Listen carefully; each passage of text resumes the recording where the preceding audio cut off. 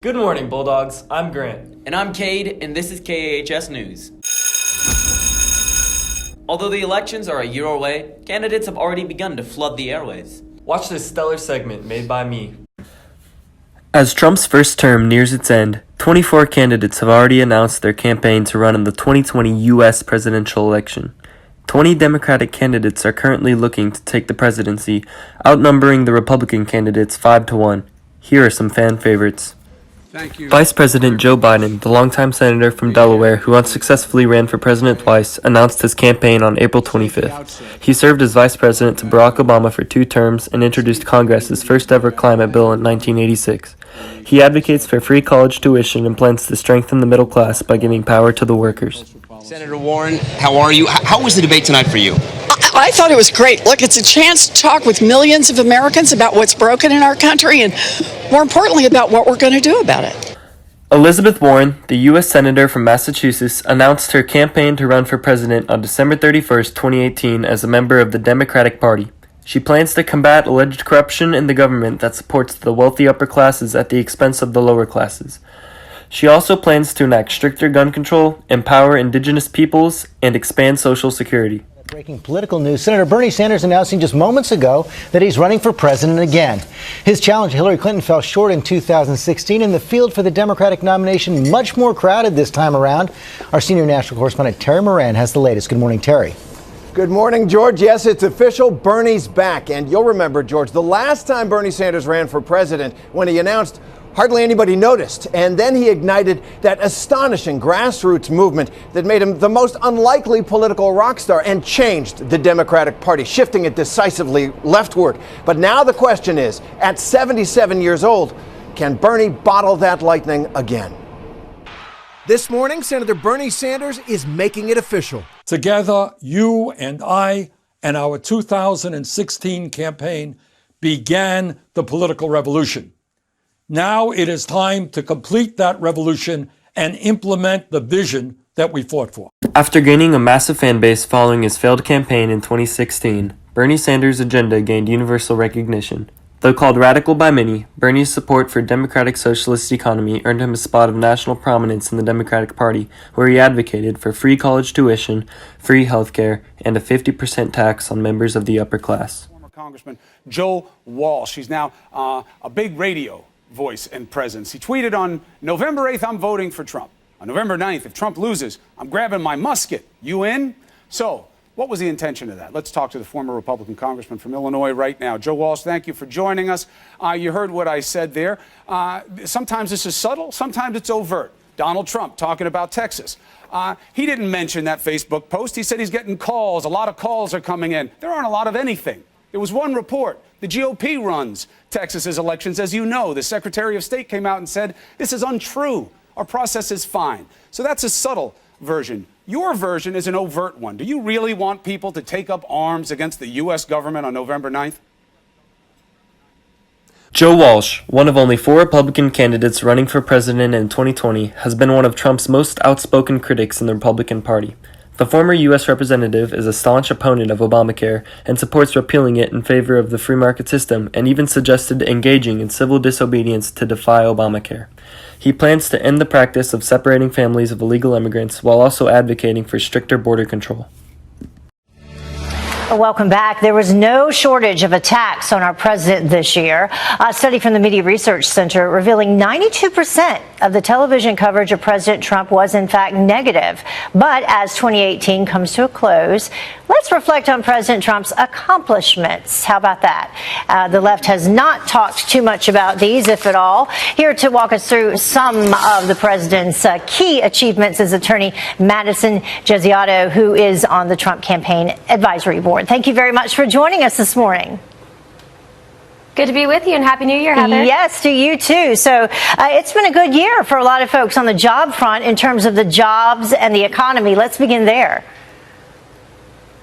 You know, since President Trump took office, over 4 million jobs have been created. You know, more Americans are working now than ever before. And one of the things I don't think enough attention is brought to is the fact that we're seeing better job opportunities. Donald Trump, the current president and candidate favored by the Republican Party, has been heavily criticized for many controversial statements and policies such as immigration control and gun control.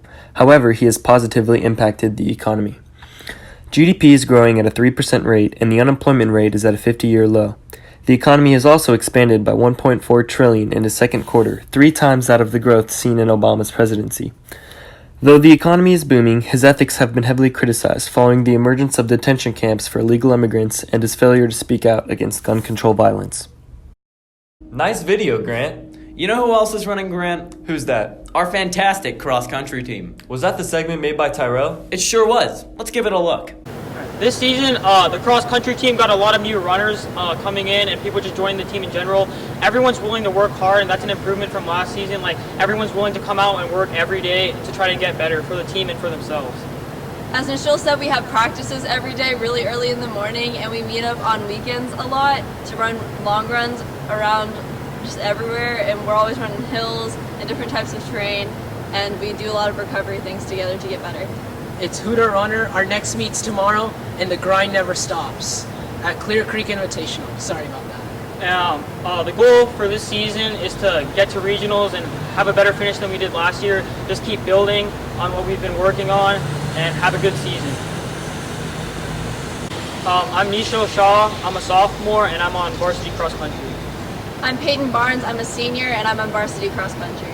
It's Yash Huda, aka Hooter Runner, and I'm a senior, and I'm on varsity cross country. Hi, I'm Coach Laney. I'm the head coach for the Fort Bend Austin cross country team.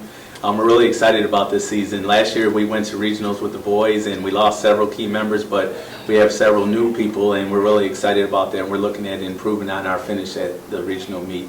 On the girls side, we lost some seniors last year, have a lot of young girls, but we have one freshman in particular. Last week she took second place out of over 150 runners at the Galveston meet, so we're really excited about that. And the boys actually finished second overall out of 20 teams, so successful start to the season so far. Hopefully guys, some people can come out. We're going to have a meet on Fort Bend County Fair Day on September 27th. It's going to be at Imperial Park, that's next to Walmart on Highway 90. So if you guys can come out and join us, we'd really enjoy that and looking forward to improving on our season. Wow. Wow indeed, Grant. Now, Grant, where do you get your news from? I can't answer that without sounding biased, but these interviewees sure can. Well, let's enjoy this segment made by Leia. There are so many things happening in the world right now that new news is coming at you in every which way. So I thought it would be fun to see where you guys get your news and how to legit check those interesting facts. Majority of where I get my news from, I usually watch KHRU with my mom in the morning. I get my news from Twitter because that's where everything comes from. I get my news from CNN or articles or even Twitter because it's pretty reliable. Well, I get my news from mostly the internet, Twitter, Facebook, and stuff like that. It's more convenient for me. Most of the time I get my news from Instagram and then I'll go fact check it because sometimes it'll be fake on there. So I'll go to CNN or something to see if it's real. I get it from BBC because we're not the only country around here, and it's reliable and it teaches you about other places in the world. Twitter. Yeah. I mean, I'm always on it, so whenever something's trending, it just pops up on my feed. Yeah. And Bulldogs, if you are uncertain if a news story is factual or not, be sure to check out Snopes. Snopes informs you on if a news story is indeed a fact or not. Now be safe browsing the webs. Now a message from our sponsors. It's that time of the year. We're so glad KAHS is finally here. We're your 2019-2020 pals. Woo! Some things that we recommend bringing are cans and ramen. Celeste, what are you doing? You can also bring a toothbrush or other non-perishable items. We will start collecting cans on October 2nd, every Wednesday and Friday after school. So please bring in your cans, and the last day to bring them will be October 22nd. Make sure you come out to the Candy Cougs team football game on October 24th. Hey Kempner, you want this? That's too bad, because Austin's all into Thanks, Leia. Wow, that video was so informative and made me hungry. You know, Dorian made a segment interviewing our own AHS cafeteria manager. Awesome. Play the clip. Good morning, Bulldogs. I'm Dorian Waller, and I'm here with Jamil Dabu. He's the assistant cafeteria manager, and today we're going to talk a little about the cafeteria. So what's a typical day in the life for you as a cafeteria manager? Well, as a cafeteria assistant manager, the first thing I do when I come in around 6:15 is to make sure that the place is organized, that the ladies did their job the day before, everything is clean. And then the next thing I do is I get the money situation, cash registers ready for breakfast. Then what I do is I go into the office, check emails, making sure that my supervisors don't want us to do anything extra, or if there is anything else that we need to do. And by then, we're ready to serve you guys breakfast. So, since 2017, the cafeteria has been getting constant upgrades. You know, like you've added the Domino's pizza, the Dippin' Dots, the slushies that everybody really loves. So, what can you tell us about that? Well, you guys know as well as I do, staying in high school for 4 years, eating the same food gets monotonous. It gets boring.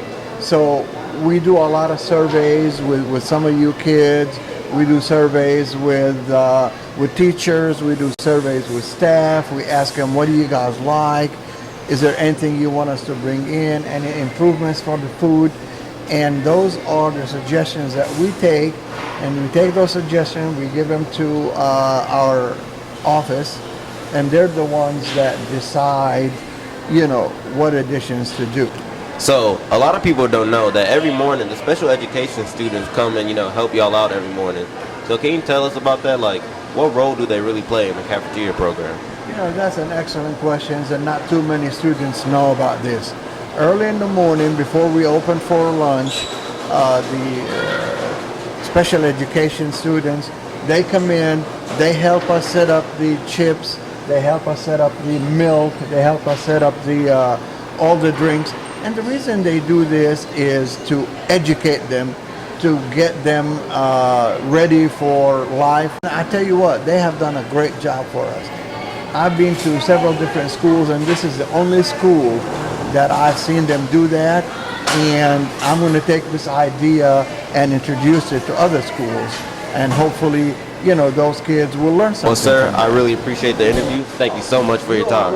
On a more serious tone, Sahir and Justice have a beautiful segment regarding ABC interviewing a cancer survivor. Okay, so over here I have Elda with me, a veteran pal, and tell us, what does this month represent? So September is Childhood Cancer Awareness Month. So since PALS work with a lot of kids, we thought it would be a nice idea to bring awareness to the issue. That's why also September 13, we all dressed in gold or yellow to represent awareness. And why is the school decorated in gold? What does it represent? So apart from us dressing up today in gold, we have a cancer survivor here. His name is Justin. He's a senior, and he got interviewed by the ABC 13. So we thought it would be a nice idea for his interview just to decorate the school gold. The more gold, the better, to bring even more awareness. So that's why it's decorated gold. Thank you. And here are some shots of Justin being interviewed by ABC 13.